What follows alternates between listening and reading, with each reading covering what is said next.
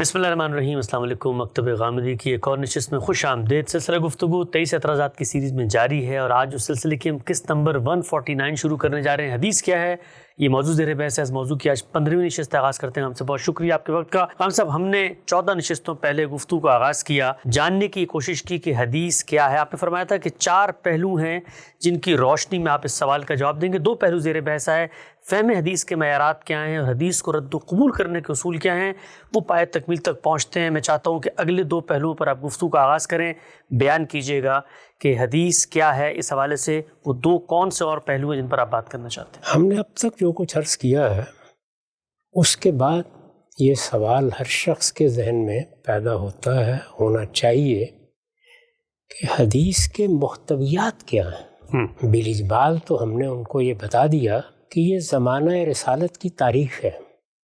جب ہم کہتے ہیں کہ یہ زمانہ رسالت کی تاریخ ہے، تو اس سے بالبداہت واضح ہو جاتا ہے کہ رسالت مآب صلی اللہ علیہ وسلم کب پیدا ہوئے، آپ کا زمانہ کیا تھا، اس سے پہلے کیا حالات تھے، یہ چیزیں اس میں آئیں گی۔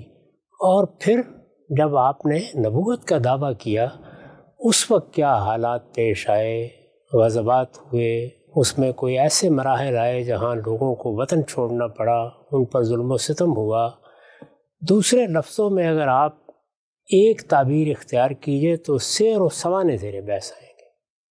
تو سیرت، سوانے، اس کو تو سمجھنے جاننے میں کسی کو کوئی دقت نہیں ہوتی۔ جب آپ یہ کہتے ہیں کہ یہ فلاں زمانے کی تاریخ ہے، یا فلاں شخصیت کی تاریخ ہے، یا شخصیات کی تاریخ ہے، تو اس میں جو واقعات پیش آئیں گے، جو حوادث ہوں گے، وہ تو ایک عام آدمی بھی جان لیتا ہے کہ وہاں لکھے پڑے ہوں گے۔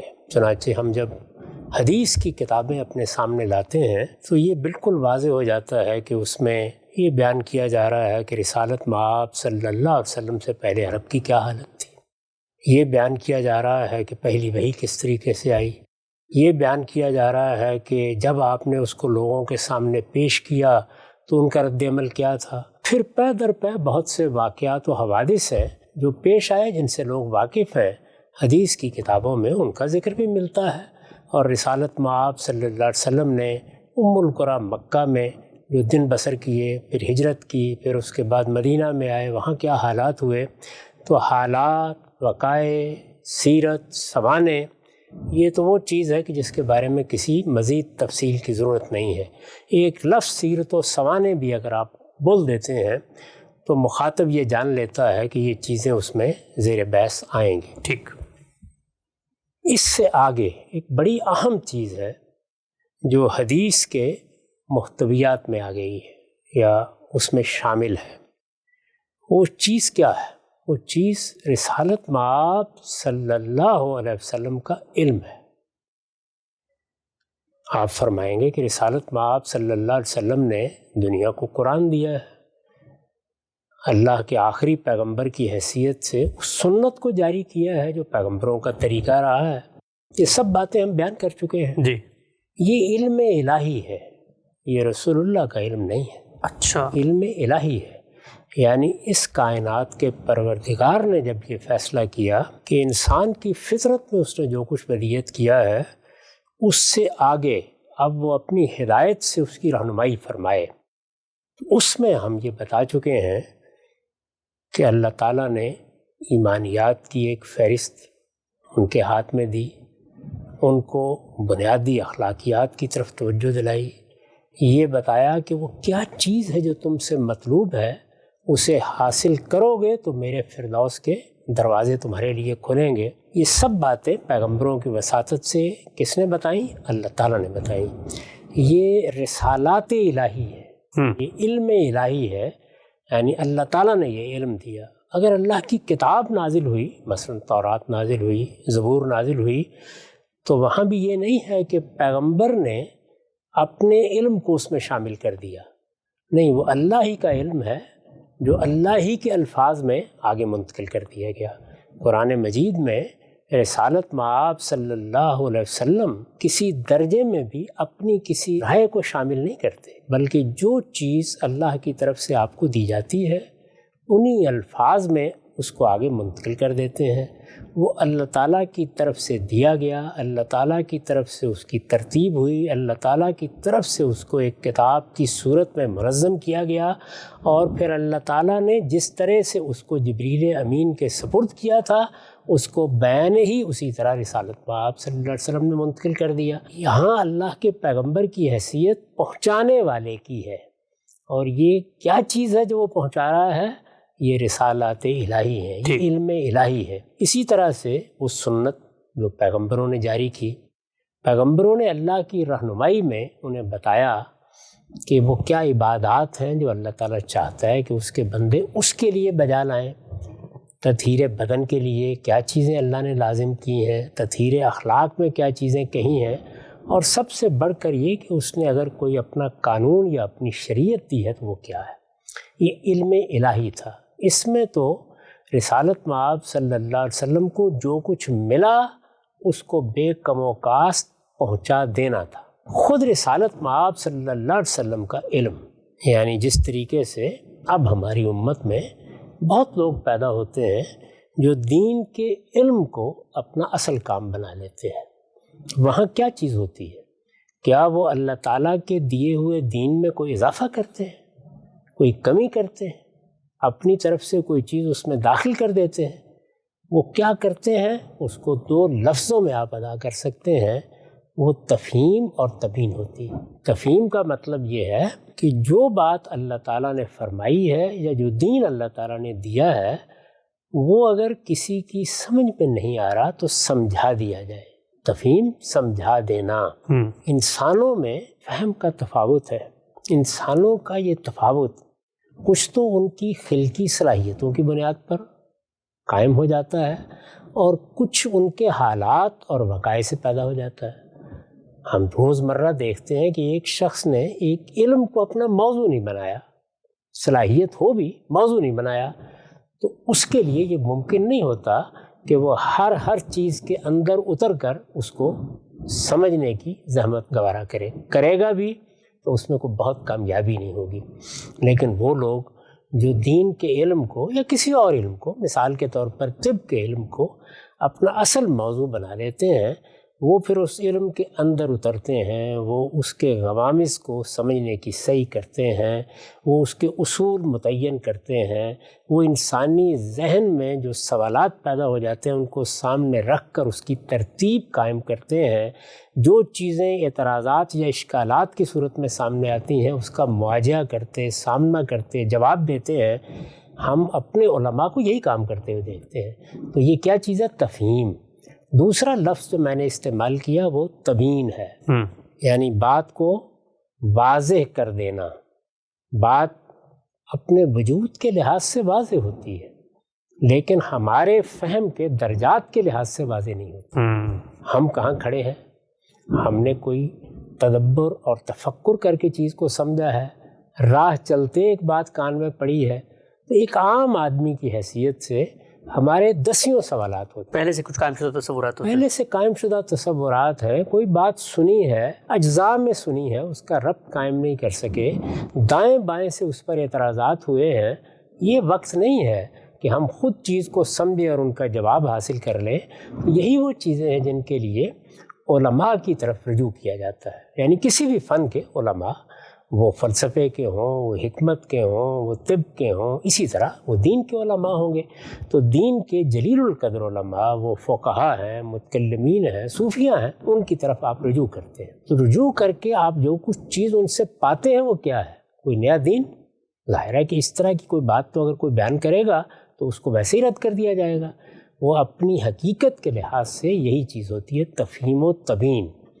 یہ تفہیم و تبیین جو علماء کرتے ہیں، اس میں علماء کا علم آپ کو منتقل ہوتا ہے۔ علماء کا علم یعنی جیسے انہوں نے قرآن پر غور کیا، جیسے انہوں نے قرآن کو سمجھا، جیسے انہوں نے دین کو سمجھ کر آگے اسے منتقل کرنے کا فیصلہ کیا، تو یہ علم آپ ان سے حاصل کرتے ہیں۔ اس علم میں دین کے محتویات، دین کے کانٹینٹ یا دین کے مشمولات میں کوئی کمی بیش نہیں ہوتی۔ وہ ہو جائے تو وہ پھر علم نہیں رہتا، وہ بدعت قرار پا جاتی ہے۔ لیکن اگر وہ علم کے دائرے میں رہے تو وہ کیا ہے؟ تفہیم و تبیین۔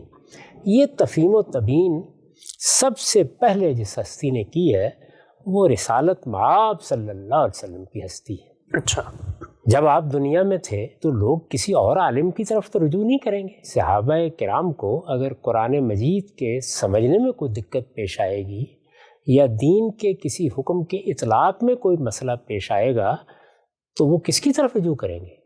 رسول اللہ کی طرف رجوع کریں گے۔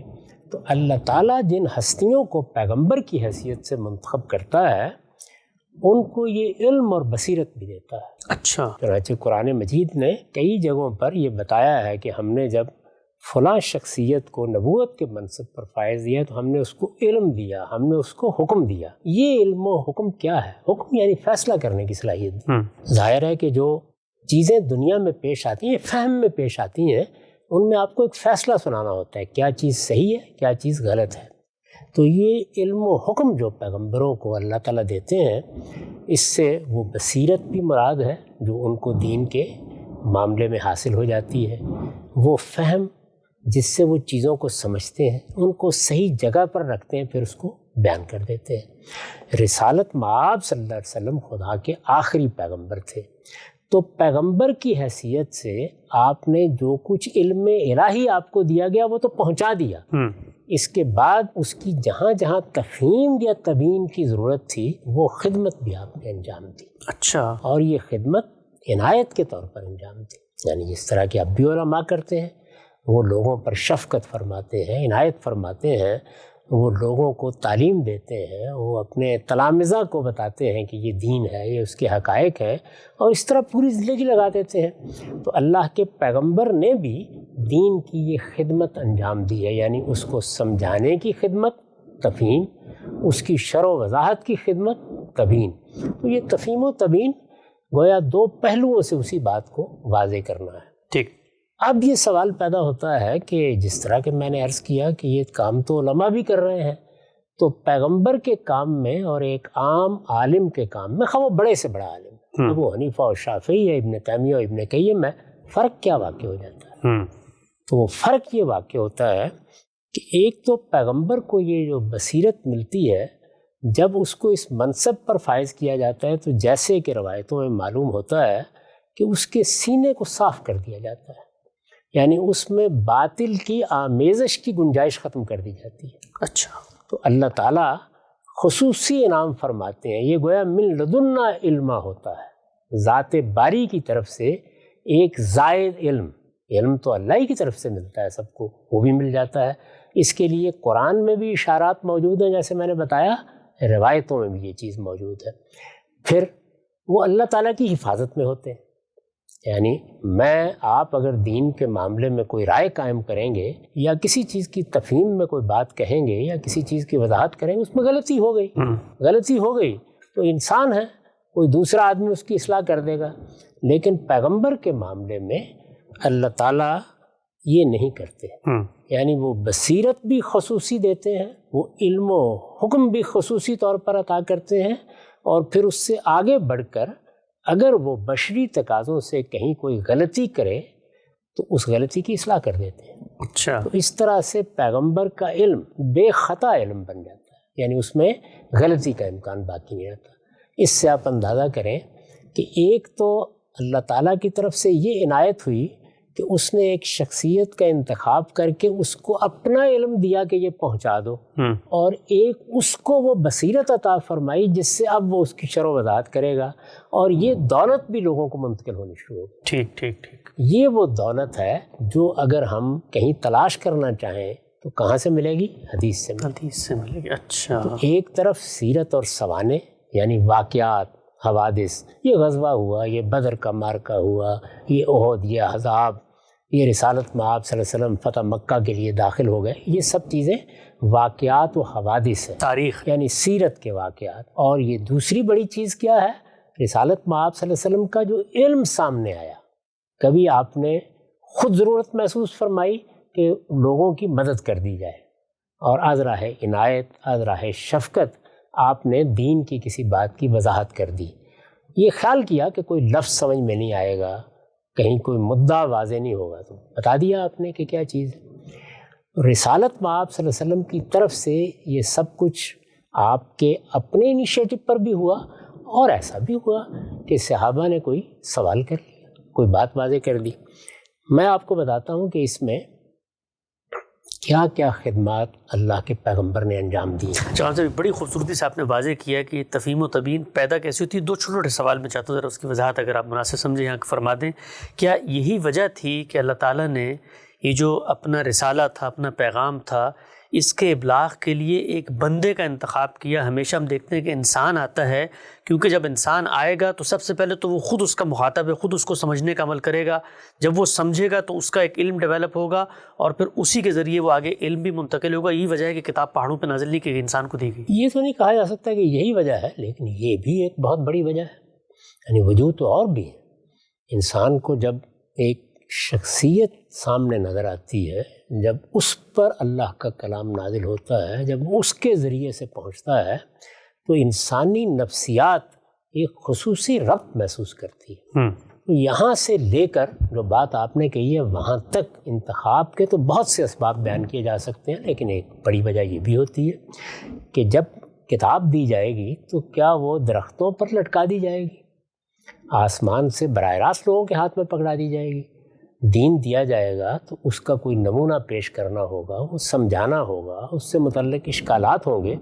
تو اللہ کا پیغمبر پھر ان سب ضرورتوں کو پورا کرتا ہے۔ تو رسالت میں آپ صلی اللہ علیہ وسلم جس طرح کہ میں نے عرض کیا، اس لحاظ سے بھی پورا کیا کہ کبھی آپ نے خود ضرورت محسوس کی، اور اس لحاظ سے بھی کہ اگر لوگوں نے سوال کیا تو آپ نے بتایا۔ تو میں یہ عرض کر رہا تھا کہ میں اس کی کچھ مثالیں آپ کے سامنے رکھ دیتا ہوں تاکہ یہ اندازہ ہو کہ وہ کس درجے کا کام ہے جو اللہ کے پیغمبر نے انجام دیا ہے۔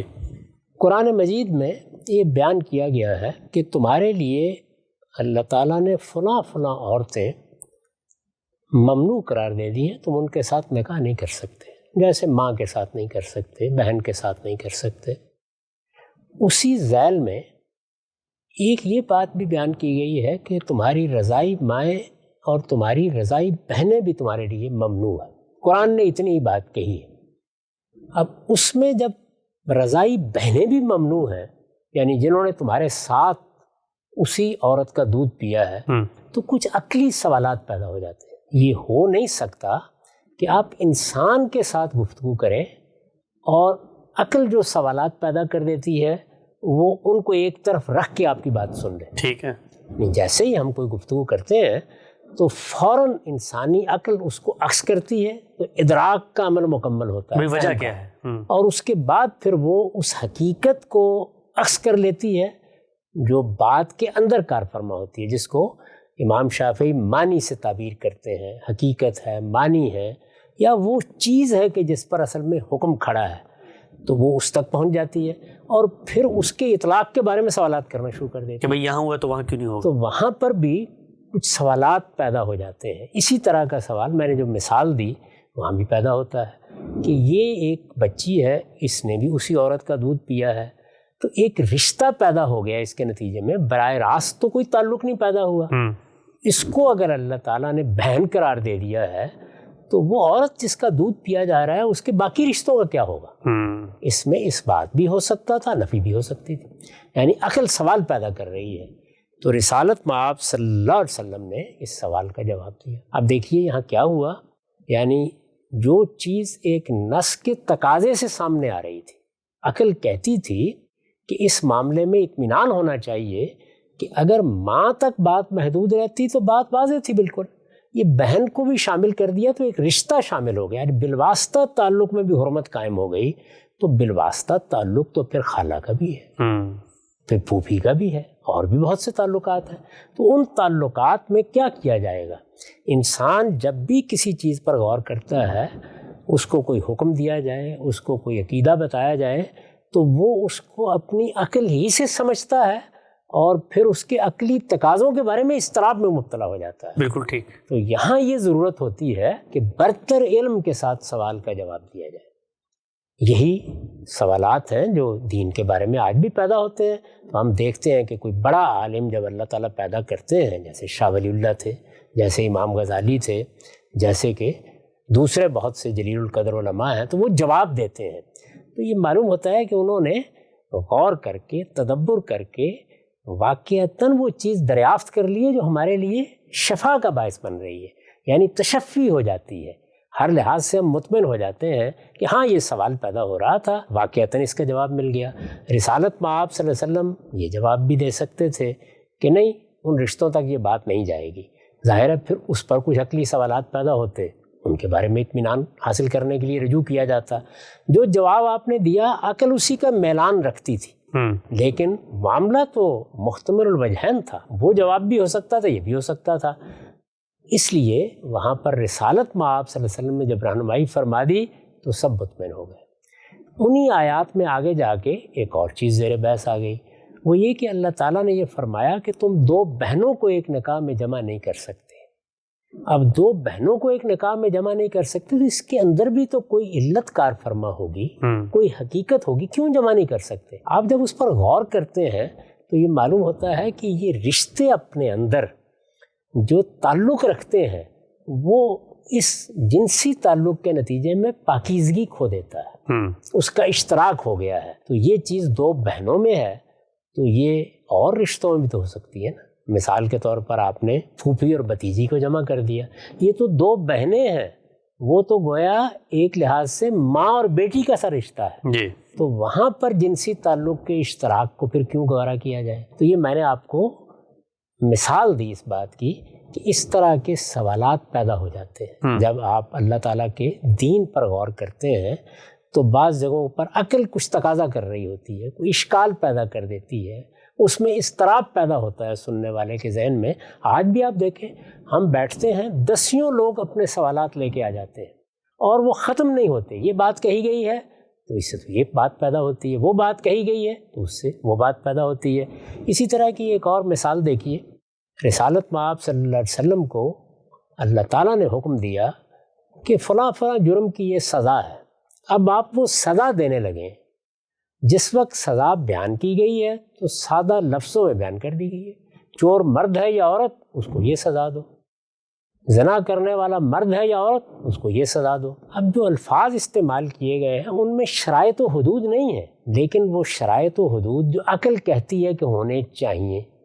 اسی لیے ہم جب کوئی قانون بناتے ہیں تو ایک پورا قانون پروسیجر کے طور پر بناتے ہیں، لائے عمل اس میں ہوتا ہے کہ سزا دیتے وقت، مقدمہ سنتے وقت، اس کا اطلاق کرتے وقت کن کن چیزوں کا خیال رکھنا ہے۔ تو اب وہ چیزیں سامنے آ جاتی ہیں۔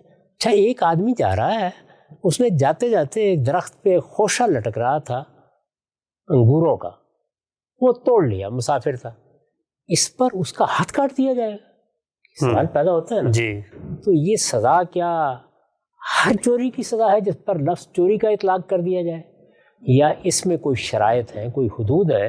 تو وہ شرائط و حدود آپ عقل سے پھر اخذ کرتے ہیں۔ جیسے کہ قرآن مجید کا مطالعہ کرنے سے یہ بات ہم پر واضح ہو گئی کہ قرآن کے جتنے بھی احکام ہیں ان کے وہ لوگ مخاطب نہیں ہیں جو معذور ہیں یا جن کے ہاں کسی چیز کے بارے میں کوئی مجبوری یا اکراہ پیدا ہو جاتا ہے، وہ مخاطب ہی نہیں ہے سرے سے۔ وہ اگر مخاطب ہی نہیں ہے تو ان کا استثناء بیان کیا جائے گا۔ تو اب پیغمبر صلی اللہ علیہ وسلم نے ان سزاؤں کے نفاذ کے وقت بتانا شروع کیا، فلاں کو نہیں دی جائے گی، فلاں کو نہیں دی جائے گی۔ تو یہ کیا چیز ہے؟ یہ اصل میں اس حکم کی تفہیم ہو رہی ہے، یعنی اس کو سمجھایا جا رہا ہے، عقلی تقاضے جو پیدا ہوتے ہیں ان کا جواب دیا جا رہا ہے۔ اللہ تعالیٰ نے فرمایا کہ تمہارے لیے میں نے فلاں فلاں چیزیں حرام کر دی ہیں، اس میں خاص طور پر یہ بات واضح کر دی کہ اگر کسی جانور کا خون نہیں نکلا، جس کو تزکیہ کہتے ہیں، اگر کسی جانور کا خون نہیں نکلا تو وہ بھی حرام ہو جائے گا۔ اب آپ دیکھیے کہ سمندر میں مچھلیاں ہوتی ہیں، مچھلیاں لوگ پکڑتے ہیں، کچھ خون بھی نکل آتا ہے جی تھوڑا سا، تو اس کی کیا نوعیت ہے؟ یعنی اس کا بھی اعتبار کیا جائے گا اور مچھلی کو بھی اسی طرح ذبح کرنا ہوگا، یا اس کو ذبح کرنے کی ضرورت نہیں ہے؟ کیونکہ ذبح کرنے کا حکم تو خون نکالنے کے لیے ہے، تو یہ تھوڑا سا خون، تو بات محتمل الوجہین ہو گئی نا۔ یعنی ایک آدمی کہہ سکتا ہے کہ خون تو ہے، نظر آ رہا ہے، پھر نکالنا چاہیے، اس کا اعتبار ہوگا، اس کا اعتبار نہیں ہوگا۔ اب رسالت میں آپ صلی اللہ علیہ وسلم نے اس سوال کا جواب دیا اور یہ بتایا کہ اس کا اعتبار نہیں ہوگا۔ یہ بھی فرما سکتے تھے کہ ہوگا۔ تو جو چیزیں اس نوعیت کی اللہ کا پیغمبر واضح کرتا ہے، اندازہ نہیں کر سکتے کہ اس میں رحمت کے کیا پہلو ہوتے ہیں. یہ میں نے چند مثالیں دے کے بتایا ہے کہ تفہیم و تبیین کے یہ مواقع ہوتے ہیں. ایسی دسیوں مثالیں آپ کو ملیں گی جس میں رسالت مآب صلی اللہ علیہ وسلم نے کسی حکم کے جو تقاضے پیدا ہوتے ہیں ان سے متعلق لوگوں کی رہنمائی فرمائی ہے. ہم اللہ کی کتاب قرآن مجید پڑھتے ہیں. آپ کے علم میں ہے کہ قرآن مجید کو پڑھتے وقت ہم بعض اوقات اپنے لہجے میں کوئی آیت پڑھ دیتے ہیں. بے شمار لوگ ہیں دنیا بھر میں. اس میں بھی یہ سوال پیدا ہو جاتا ہے کہ یہ قرآن تو عربی زبان میں نازل ہوا, عربوں کے لہجے میں پڑھا گیا, اسی طرح سے آگے منتقل ہوا, تو اب کیا ہم اس لہجے کی بھی پابند ہیں؟ تو آپ دیکھیے کہ یہاں پر بھی معاملہ محتمل الوجہین ہو گیا. یعنی ایک زاویے سے دیکھیے تو آدمی کہہ سکتا ہے کہ یہ اللہ کی کتاب ہے, آپ کو پڑھنی ہے تو پھر سب سے پہلے وہ لہجہ سیکھیے. اور دوسری یہ چیز ہے کہ نہیں, اللہ کی کتاب کو جب بھی کوئی پڑھے گا تو جس طرح مختلف زبانیں بولنے والے اپنے اپنے لہجے میں اس چیز کو ادا کر دیتے ہیں, یہاں بھی یہ جائز ہوگا کہ وہ ایسے ادا کر دیں. تو رسالت مآب صلی اللہ علیہ وسلم کے سامنے بھی یہ سوال آیا, آپ نے اس کا جواب دیا. اسی طرح سے آپ دیکھتے چلے جائیے کہ حج کے موقع پر, نماز کے موقع پر, روزہ رکھتے ہوئے لوگوں کو عقلی سوالات پیدا ہو جاتے ہیں یا ان کے آزار کے لحاظ سے سوالات پیدا ہو جاتے ہیں. یہاں رخصت ہوگی یا نہیں ہوگی؟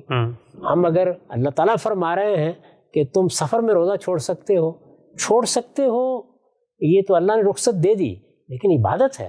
تقوی کا تقاضا کیا یہ نہیں ہے کہ میں نہیں چھوڑوں. آپ یہ جانتے ہیں کہ بعض لوگوں نے روزہ ہی رکھ لیا تو حضور کو سختی کے ساتھ کہنا پڑا کہ لیسا من البر, یہ کوئی نیکی نہیں ہے, یہ کوئی تقوی نہیں ہے, اللہ کی رخصت ہے, اس سے فائدہ اٹھاؤ. قرآن مجید نے بیان کیا کہ جب تو خطرے کی صورتحال پیدا ہو جاتی ہے تو اس میں نماز قصر کر سکتے ہو. خطرے کی صورتحال کے ذیل میں یہ بات بیان ہوئی ہے. نماز میں کمی کر لو, ظاہر ہے وہ کمی رکعتوں میں بھی ہو سکتی ہے, وہ کمی اوقات میں بھی ہو سکتی ہے, وہ کمی اذکار میں بھی ہو سکتی ہے. رسالت مآب صلی اللہ علیہ وسلم نے سفر کی آپادھاپی کو بھی اس پر قیاس فرمایا. تو سیدنا عمر جیسے شخص کے ذہن میں یہ سوال پیدا ہو گیا کہ یہ کیسے تعلق واضح ہوتا ہے, تو پھر وہ تعلق سمجھایا گیا اور بتایا گیا کہ اللہ نے بڑا کرم فرمایا ہے, وہ اسی طرح رعایت دیتا ہے, اسی طرح رخصت دیتا ہے. اور اس طرح وہ بات واضح کی جو قرآن نے کہی ہے کہ اللہ جب عبادات کا حکم دیتا ہے تو اس میں یہی چاہتا ہے کہ یرید اللہ بکم الیسر, وہ تم سے سہولت چاہتا ہے. تو اس سہولت کو متعین کرتے وقت میں آپ تو حدود سے تجاوز کر سکتے ہیں, لیکن یہ کہ کہاں عسر ہے کہاں یسر ہے, اس کے جو مواقع عبادات میں پیش آئے تو حضور نے اس کے بارے میں جوابات دیے. اب وہ جوابات ہیں جن کو سامنے رکھ کر ہمیں حوصلہ ہوتا ہے کہ ہم آج پیدا ہونے والی صورتوں پر اس کا اطلاق کریں. مثال الخفین ہے ایسے ہی, یعنی تیمم کے لیے اللہ تعالیٰ نے خود فرما دیا, وہ تو علم الہی تھا, لیکن اس کو سامنے رکھ کر آپ نے جرابوں پر مسے کی ہدایت فرمائی. سفر میں مدت اور سفر میں اس کی مدت بھی طے کر دی, لیے کہ وہ بھی ایک عقلی سوال ہے جو پیدا ہو جاتا ہے کہ ہم نے جرابیں پہن لی ہیں تو کیا آپ کبھی پاؤں دھوئیں گے ہی نہیں, تو آپ نے اس کی مدت بھی مقرر کر دی. تو جب بھی کوئی بات کہی جاتی ہے اس پر کچھ عقلی علمی سوالات پیدا ہو جاتے ہیں. میں نے اس کی ایک مثال دی تھی کہ قرآن مجید نے کہا کہ یہ زنا کرنے والے مرد و عورت کو ایذا دو. اب آپ ایذا دیں گے تو اگر تو یہ کوئی گھر کا معاملہ ہے تو چلے ہو گیا, جب آپ ریاست کی سطح پر ایذا دیں گے تو انصاف کا سوال پیدا ہو جاتا ہے, عقلی سوال پیدا ہوتا ہے کہ اچھا اس کو تو 2 تھپڑ مار دیے تھے یا اس کو تو 2 کوڑے رسید کر دیے تھے, اب یہ دوسرے کو 3 کیوں مارے جا رہے ہیں؟ ایذا تعین کا تقاضا کرے گی. عقل کہتی ہے کہ عدل کے تقاضے کو سامنے رکھ کے اس کو متعین کیا جائے. تو پیغمبر کے سامنے آپ سوال رکھ دیں جا کے تو وہ بتائیں گے آپ کو کہ اچھا اس کو ایسا متعین کرتے ہیں. قرآن ہی میں ہے کہ فلاں معاملے میں تم کچھ روزے رکھ لو, کچھ مسکینوں کو کھانا کھلا دو. لوگوں نے رسول اللہ سے جا کے پوچھا تو آپ نے ایک اندازہ بتا دیا کہ تم اتنے روزے رکھ سکتے ہو, اتنے مسکینوں کو کھانا کھلا سکتے ہو. یہ کیا چیز ہے؟ یہ وہی چیز ہے کہ بات کے اندر جو روح ہے اس کو سامنے رکھ کر اس کو سمجھا دیا جائے. اللہ تعالیٰ نے ہدایت فرمائی کہ لوگوں میری نظر کے لیے تم جانور قربان کرو علامتی طور پر. یہ جو قربانی ہم کرتے ہیں یہ کیا چیز ہے؟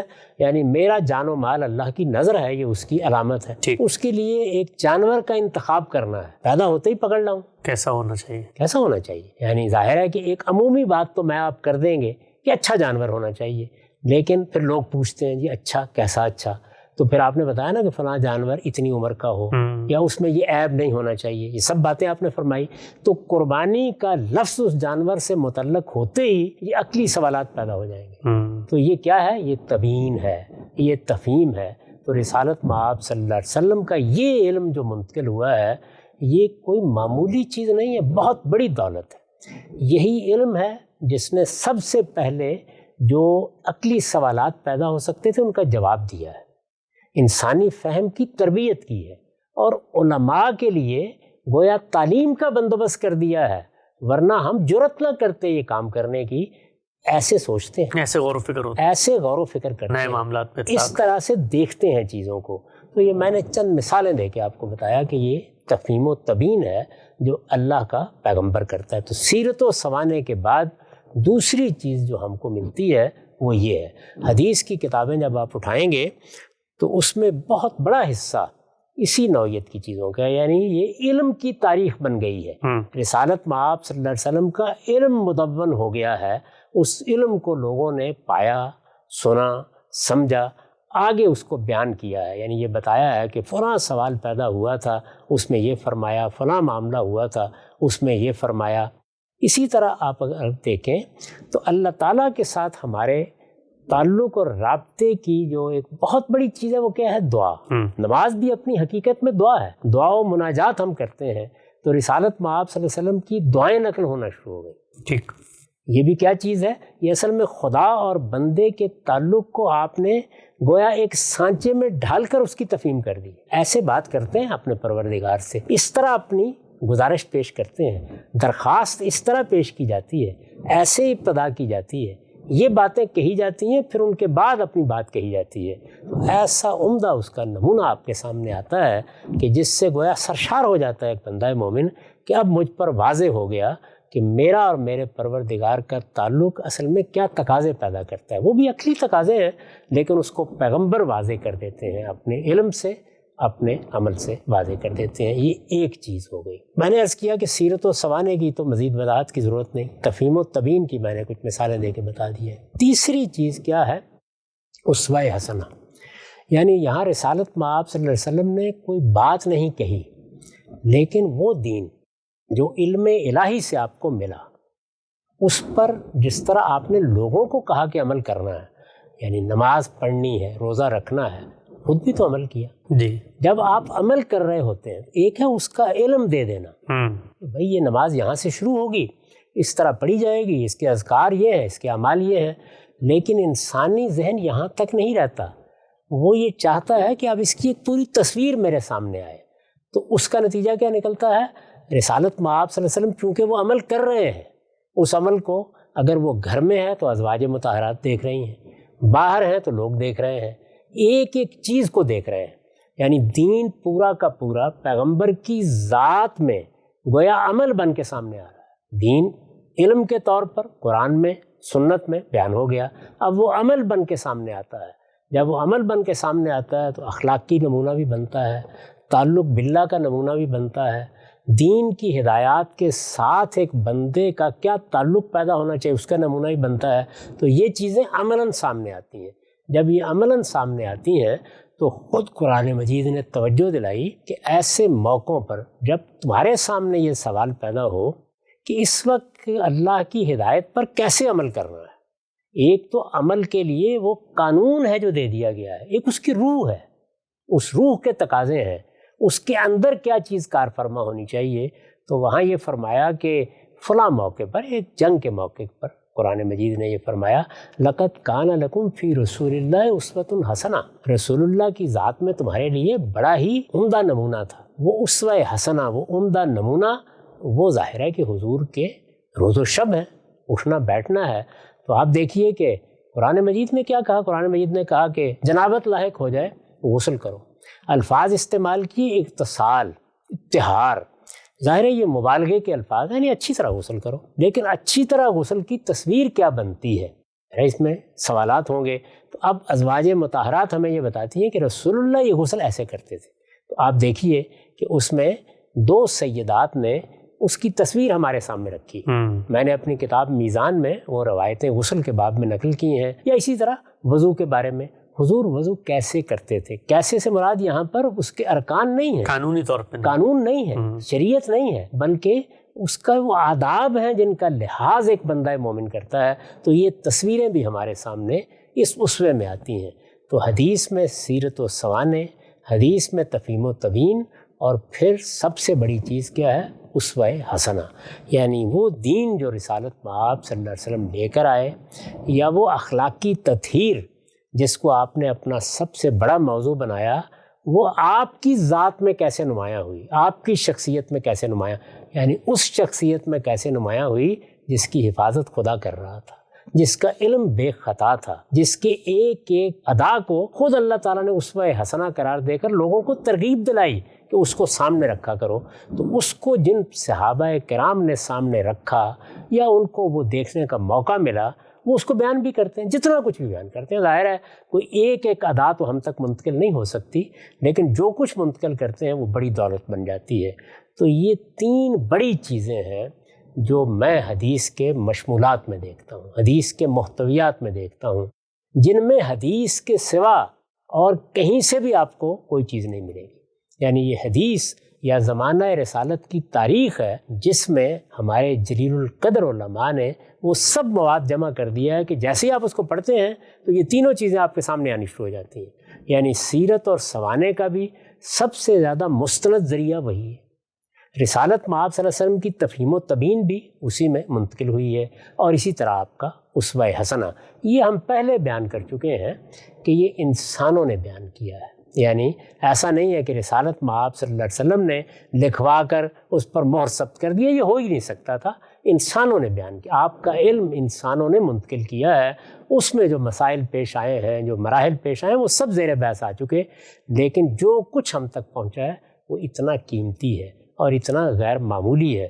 اسی لیے میں یہ کہتا ہوں کہ اس ذخیرے کی تحقیر نہیں کریں، اس کو دیکھیں، البتہ اس کے بارے میں رویہ تنقیح کا ہونا چاہیے۔ یعنی رسالت مآب صلی اللہ علیہ وسلم کی نسبت سے کوئی کمزور بات قبول نہیں کی جائے گی۔ اس کے بعد چوتھی اور آخری چیز یہ ہے کہ اس میں جو بات بیان ہوتی ہے، ہم نے تحقیق کر لی، ہم نے تنقیح کر لی، ہم نے اچھی طرح دیکھ لیا، ہمارا اطمینان ہو گیا کہ یہ بات تو اللہ کے پیغمبر ہی کی ہے۔ اب صاحب چوتھی چیز کیا ہے، اس کو ہم انشاءاللہ اگلی نشست میں زیر بحث لائیں گے۔ حدیث کیا ہے، رسالت مآب صلی اللہ علیہ وسلم کے زمانے کی تاریخ کی اپنی تاریخ کیا تھی، رسالت مآب سے لے کے صحابہ تک سب کچھ زیر بحث ہے، اور پھر 4 ایسے پہلو جن سے اس پورے سوال کا جواب دیا جا سکتا ہے۔ 3 پہلو زیر بحث آ چکے ہیں، رد و قبول کے معیارات کیا ہیں، فہم اصول کے اصول کیا ہیں، اسی طریقے سے اس کا کانٹینٹ یا مشمولات کیا ہیں۔ ہم سب آگے بڑھائیں گے سلسلہ گفتگو کو اور جاننے کی کوشش کریں گے کہ وہ چوتھا پہلو کیا ہے جو اس پوری بحث میں آپ پیش کرتے ہیں۔ وقت یہاں پہ ختم ہوتا ہے، دوبارہ حاضر خدمت ہوں گے، اب تک آپ کا بہت شکریہ۔